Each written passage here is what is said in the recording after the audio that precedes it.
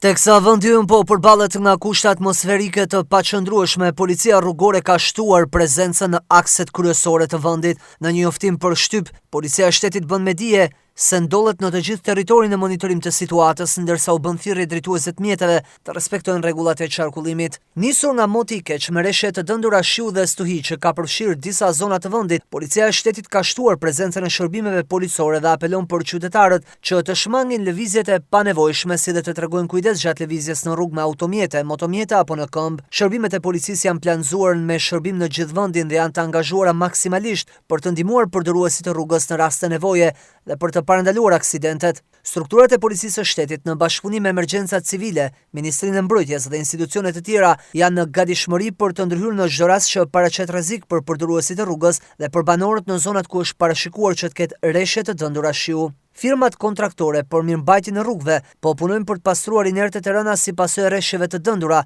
dhe për zhbllokimin e disa segmenteve të bllokuara nga shkarja dherave dhe gurve.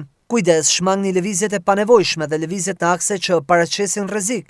Respektoni sinjalistikën rrugore, moderoni shpejtësinë, mbani distancën e duhur me mjetet e tjera, mos kryeni parakalimet gabuara, vendosni rripin e sigurimit dhe kaskën mbrojtëse, është apeli i strukturave të policisë. Në çdo rast nevoje, qytetarët ftohen të telefonojnë në numrin 112.